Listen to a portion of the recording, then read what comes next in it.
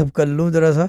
چیز یہ ہے کہ لائیو لوگ بولیں گے کہ کیوں لے کر آئے ہیں. اسی لیے لے کر آیا ہوں کہ سسٹر زائرہ کو، شہزاد بھائی کو، اور یہ جتنے لوگ ہیں، جتنے فیس بک کے ایڈمنز ہیں، اور جتنے لوگ جو دے رہے ہیں لے رہے ہیں سب کچھ، کہ پتہ چلا this is not even quarter of the story. یہ تو یعنی کہ کچھ بھی نہیں تھا. یہ تو اور کالیں بھی لیں، وہ تو 5-7 کالیں تھیں. بٹ بہت سارے لوگ ایسے ہیں جن کی یہاں سے ہیلپ کی جاتی ہے. یعنی کہ دس از واٹ وی ڈو. ٹھیک ہے نا. My father used to do it. کوئی جس کام کے لیے آ جائے نہ نہیں کرتے. ہمارے یہاں ہاں ہی ہوتی ہے، کیونکہ ہمارے ابا کہتے تھے نہ کرنے والا ناکام ہو گیا ہے. یعنی کہ وہ ناکامی کی طرف چلا جاتا ہے. قرآن ڈزنٹ ورک آن شاید آن نوز، اٹ ورکس آن یس.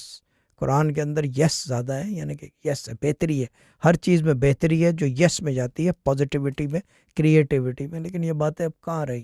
اب تو وہ کیا کہتے ہیں، سورہ اخلاص کا دیکھ لیا آپ نے تماشا. اس کو لکھ کر جو ہے، اور مجھے پتہ ہے کہ کیسے لکھا گیا ہے. وہ چیز یہ کہ لکھ کے علیحدگی کے لیے ان کے گھر، اور یہ دیکھ لو ایک اسم سے وہ باہر نکل کے آ گیا ہے قرآن میں سے. تو اس کا مطلب قرآن زیادہ پاورفل ہے نا. اور جب کہ وہ ہے تو ٹھنڈا قرآن ہوتا ہے. جو پڑھتے نہیں ہیں وہ ٹھنڈا کہلاتا ہے، رکھا رہتا ہے، گرم نہیں ہوتا. وہ یہ کہنے میں ہے، یہ اس کا مطلب یہ نہیں کہ ٹھنڈا ہو گیا ہے وہ. ٹھیک ہے نا. نان یوزڈ قرآن کہہ لو اس کو. اچھا اب